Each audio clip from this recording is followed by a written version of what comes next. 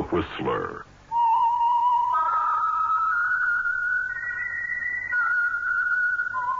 Presented by the United States Air Forces in Europe.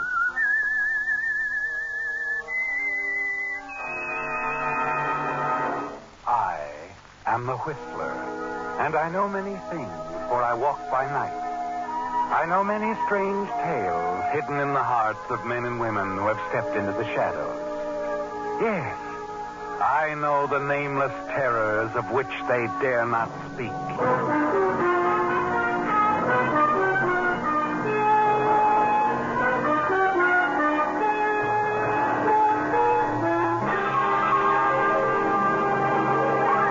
The Whistler with Western Defense. And now, the Whistler's strange story. Generous host.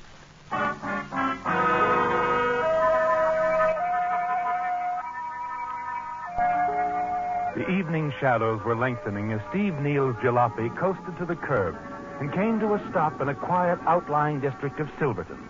His eyes surveyed the high walls surrounding the Jameson estate as he wondered if the stories about the eccentric Gerald Jameson, the millionaire ex-silver miner who lived in this huge mansion, were true. Rather interesting stories, too, aren't they, Steve? Suddenly, in the shadows across the street, you see an elderly gentleman facing you, his hands high in the air, and a short, masked man holding a gun on him and rapidly going through his pockets. You jump from your car and race toward the two men. Hey, you! What are you trying to pull? Put down that gun! The highwayman whirls as you near, hesitates a moment, and then starts running. Hey, you! Stop! You follow, and he turns and then fires. Just over your head. You jump behind a small tree as the man turns and runs rapidly away. Then you walk back to the elderly gentleman. Are you all right, sir? Yes, thanks to you, young man. Thank you very much. Sorry I couldn't catch him. I'm glad you came along just when you did. Well, I didn't. The man was angry because I had no money with me. Why? Then he didn't take anything. Only a few dollars. Didn't have much with me. Oh, that was lucky for you. Yes, it was. Young man. Mr. Neal.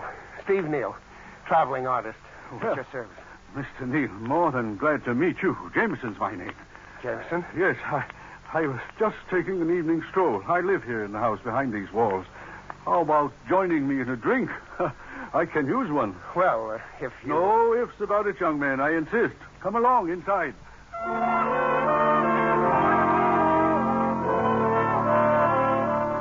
You are soon seated in the large library of the Jameson mansion, aren't you, Steve? Listening to Gerald Jameson praises of your heroic rescue as the very sincerely concerned servant, Henry, brings you a drink. Your eyes survey the luxurious surroundings, and you smile to yourself as you realize the possibilities of your new position. You introduced yourself as a traveling artist, Mr. Neal. What did you mean by that? Well, I just decided to see the world, Mr. Jameson. Rigged up my jalopy and set out to paint my way around the U.S. Portraits, landscapes, anything that sells. Well, I owe you a lot for what you did a few minutes ago. Oh, not at all. I'm glad I happened along when I did. Then perhaps you'll honor me by painting something for me. Well, since you put it that way, Of course. Consider yourself spoken for, let's say, 2 landscapes and, 1 portrait. Well, you may not like my work. You better check some. I like you, young man, and I know your work will be good. Shall we seal the deal at, what is your price? Oh, not so good lately. Last one sold for $50. Would 600 be satisfactory for the 3? 600? And room and board while you're working. We have ample room here. Oh, this is my lucky day. Sure, it's a deal. And just when I didn't know where my next meal was coming from, as the saying goes. And then on back, Steve. For a few weeks at least, you'll know where every meal is coming from.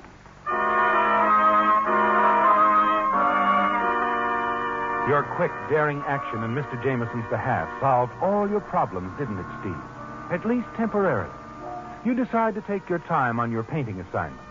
And as the days pass, you hear some interesting stories about Mr. Jameson, especially the ones concerning his habit of keeping large amounts of cash in his safe at home.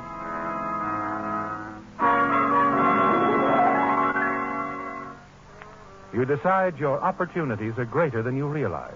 and you make it a point whenever possible to watch Mr. Jameson or his trusted servant, Henry, open the safe in the library where your easel faces the wide French windows. After a couple of weeks, you're certain you have the combination. But you're in no hurry, are you? No, you plan to continue your work. Wait for the ideal moment.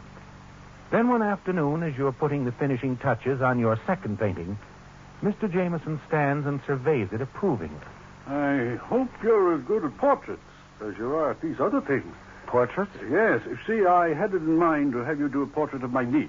Your niece? My sister's girl, Ruth Royce. Oh. She's arriving by train tonight. 24 years old, quite beautiful. Well, if she's coming tonight, I'd better doll up a little for a change, huh? You look okay, except for a shave and a haircut. Oh, I'll get a haircut this afternoon.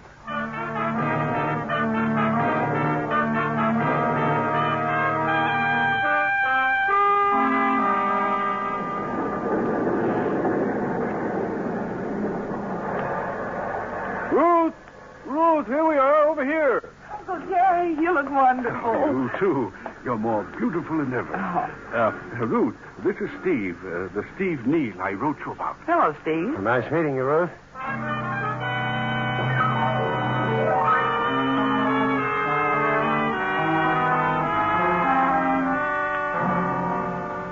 Well, what do you think of your portrait so far, Ruth? I like it so far. Just reflecting a charming subject, that's all. Well, thank you, sir. Oh, Mr. Steve. Yeah? There's a telephone call for you. Oh, for me? Yes, sir. Didn't give his name, though. Oh, thanks, Henry. Telephone's always interfering with pleasant moments. Don't go away, Ruth. I'll be right back.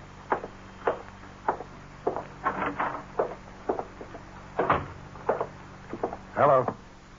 Hello, Steve. Yes, who's this? Frankie? I told you not to call me here. You've been paid. Yeah, but not enough, Steve. I gave you what you asked for. We're finished. That's what you think, Steve. What would happen if old man Jameson found out we framed that phony holdup you rescued him from? I could tell him all about that, Steve, and some other things, too. You'd better reconsider, friend, and fast. My bankroll's getting low. Real low.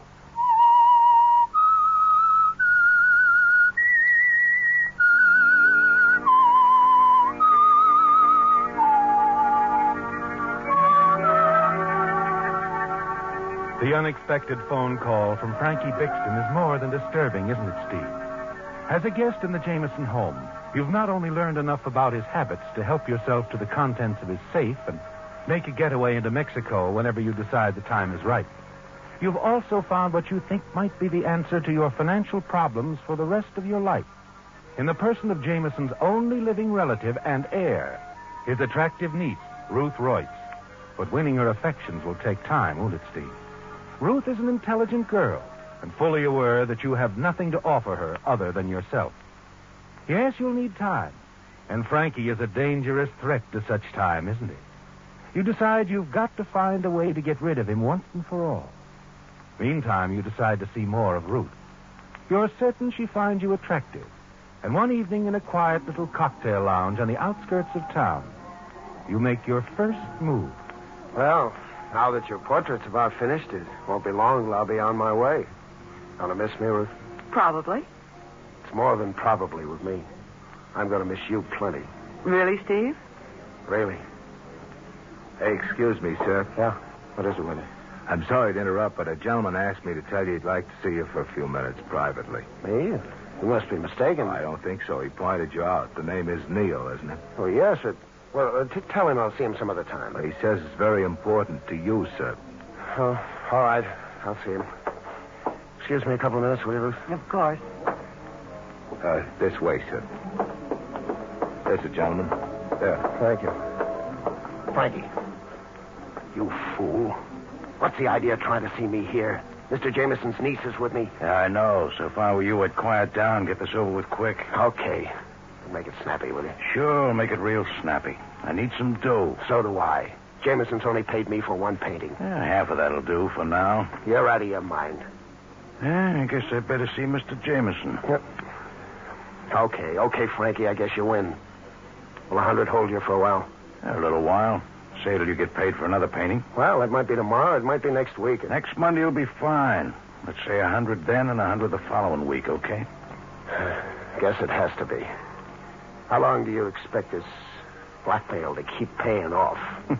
Not too long. Just till you're all finished with Jameson and his niece. Incidentally, you better be getting back to her, hadn't you? Oh, yeah. Yeah, I guess I had. Wait a minute. See you Monday night, 10 o'clock. Here. Sorry, Ruth. That's all right. Business? Yeah, Sutter. Fellow heard about my painting and made me a pretty fair proposition. I guess I got to think it over, though. That's always a good idea. Look, Ruth, how about getting out of here, huh? I can't even build up to a romantic conversation without a waiter butting in to tell me some guy wants to talk to me. All right, Steve. Anywhere you say. Well, I thought we might drive out to the lake. Kind of like to finish that conversation we were having when that waiter interrupted us. I would too, Steve.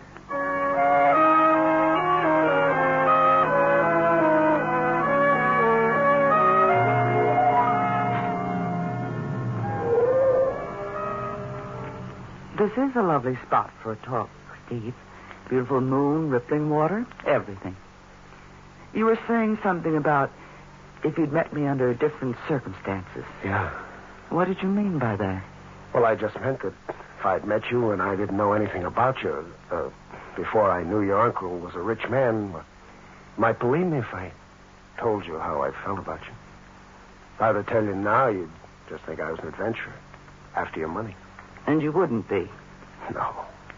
In my present situation, I wouldn't expect you to believe that. There's more to it than your present situation. Steve, there's something strange about you. Something that doesn't quite ring true. What do you mean by that?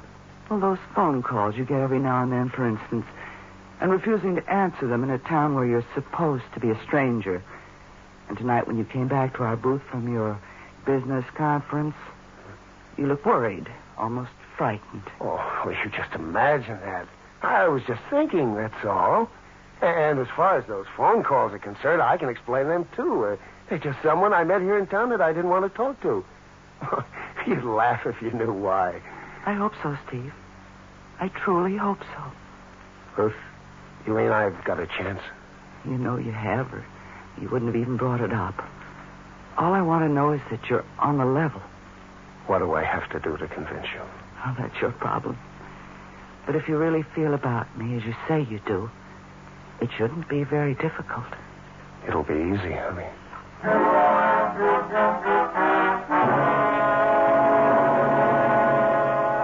But it won't be easy, will it, Steve?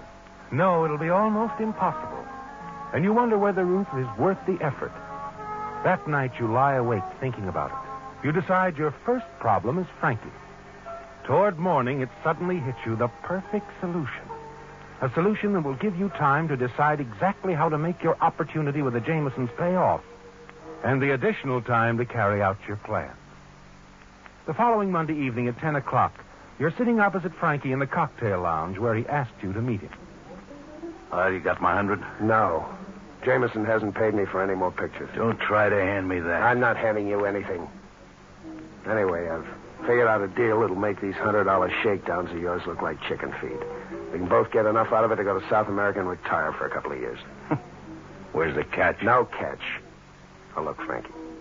Jameson keeps him $20,000 to $50,000 in his library safe all the time. What about it? I know the combination. Oh, yeah? What else do you know? There's French windows in that library. I can unlock them for you. Give you the safe combination. Just be a robbery by a person or persons unknown. Maybe. What about the split? 50-50. You can mail my half to a guy named Joe Wells, care of the Mid-City Hotel, Bay City. That's me. Mark it hold till arrival. I don't want any part of that dough near me till the heat's off. Probably frisk me, turn everything I got inside out. Someday next week, when things are cooled off, I'll drive over, pick up the dough, and powder out of here. You figured things okay. Except one. What's that? I don't get this big trust in me. Supposing I go for this setup. Wants to stop me from grabbing the dough and running out on you. In that case, it won't be a robbery by persons unknown. It'll be a robbery by Frankie Bixton. And I got a hunch the cops will find you real quick. With a little help from me. Yeah, I guess that adds up. When do you figure on pulling this off? Tomorrow night? 11 o'clock, right on the dot. Mr. Jameson, Henry, and I'll be playing billiards upstairs in the billiard room. Ruth will be in bed. She's getting up at 5 the next morning to go horseback riding. You can't miss. Guess it's worth a chance. Now lay it out for me, huh? Okay. I'll lay it out step by step. Now look.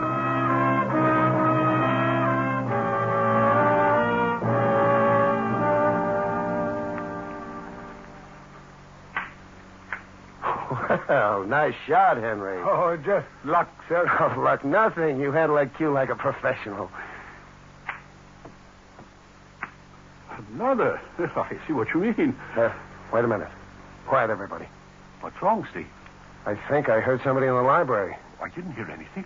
Neither did I, Mr. Steve. It must be your imagination. No, I don't think so. Anyway, I think I'd better investigate. Do you have a revolver, Mr. Jameson? Why, yes, in the top drawer of the dresser in my bedroom. Good. I'll get your gun and sneak downstairs. You and Henry keep right on playing billiards as though nothing had happened. If anyone is down there, No, just a minute, Steve. That's dangerous. Don't worry. I'll be careful. And keep the game going. Go ahead.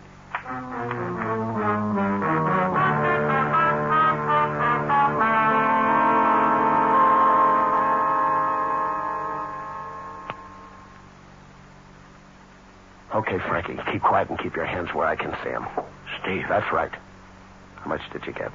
Around 20 grand, I think. What's the idea? I'll pull that plant out of that pot there by the roots, and all you have to do is lift it.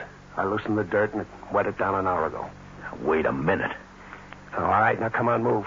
I can let you have it, and you'll be another dead burglar. Double cross, huh? I said move. Okay. Now, out those French windows, Frankie. Look, Steve. Come on, get going. Hey, you! You stop! Stop or I'll shoot!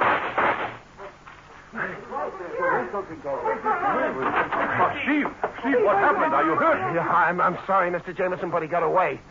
Well, you did your best, Steve, and I won't forget it. Oh, thank you, sir. Ruth, you'd better phone the sheriff while I examine the safe and see what's missing.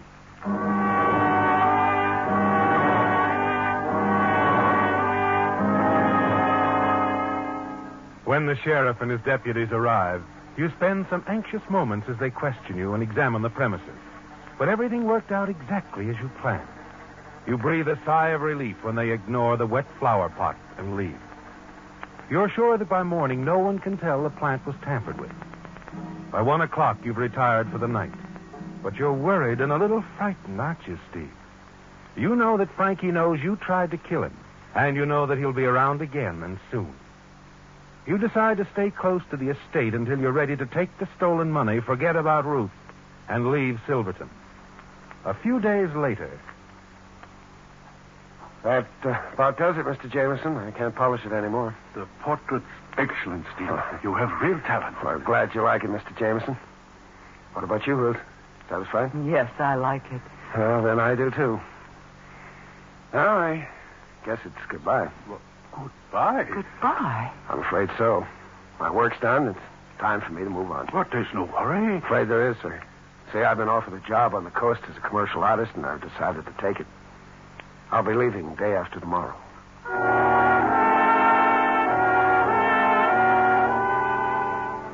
Just before dinner that evening, Mr. Jameson calls you aside and, as a reward for your bravery, tries to persuade you to accept an additional $500 for the paintings you've completed. When you decline, you're certain from the expression on his face that he's pleased at your decision. Jameson treats you almost like a son, doesn't he, Steve? You spend most of the next day in your room, ostensibly writing letters and packing your few belongings. That evening after dinner, you chat pleasantly with Jameson and Ruth until nearly midnight. When they finally decide to retire, you tell them you're going to enjoy a midnight snack and then check your car.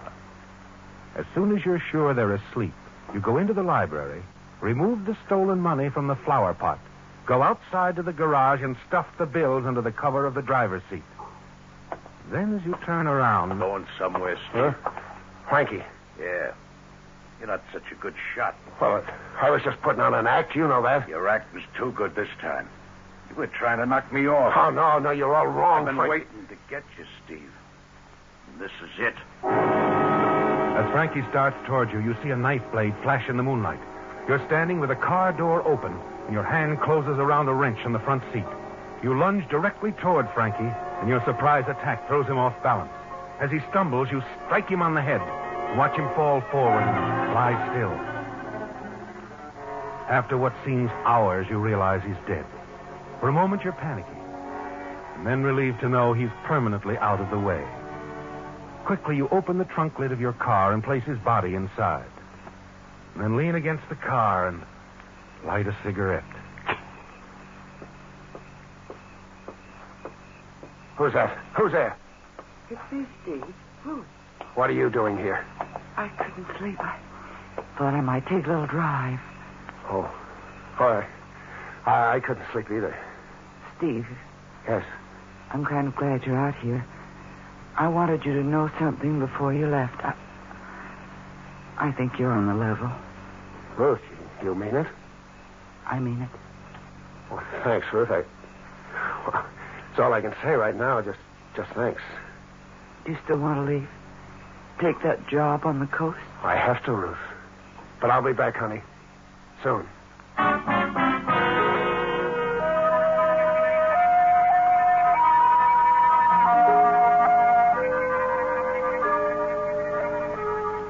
Well, Steve, your mission in Silverton is accomplished, isn't it? You have $20,000 under the seat covers of your car. And when that's spent, you're certain you can come back and marry Ruth Royce, the niece and only relative of your wealthy benefactor, Gerald Jameson. And even though the body of the man you killed, Frankie Bixton, is in the trunk of your car, you're not worried, are you, Steve? No, you're certain that once you're on your way, you can find a lonely stretch of road where you can easily dispose of this important link to your part in the successful robbery of the Jameson safe. Next morning, after a lengthy breakfast, Mr. Jameson and Ruth accompany you out the front door and around the house to the drive. Well, who does this belong to? You, Steve. It's all yours, fully equipped. When you refused to allow me to pay you what I thought your paintings were worth, I decided to make it up to you in some other way. The surprise part was Ruth's idea. Certainly a surprise, all right. As soon as you sign these transfer papers, it'll be all yours. You like it, don't you, Steve? Oh, sure. But what about my old jalopy? Where is it? Mr. Burke drove it back to the garage when he delivered this new station wagon for you early this morning. Well, how could I? It was locked. I still have the keys.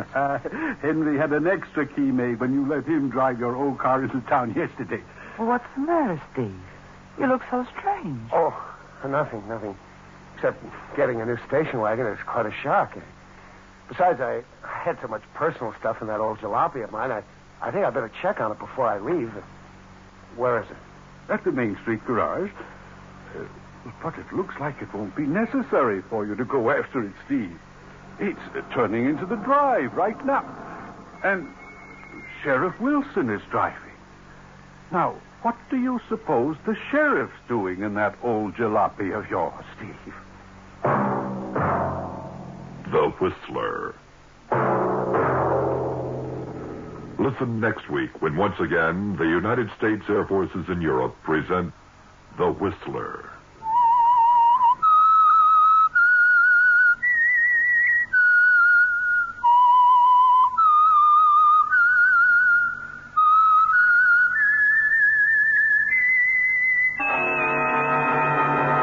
The Whistler has come to you through the worldwide facility.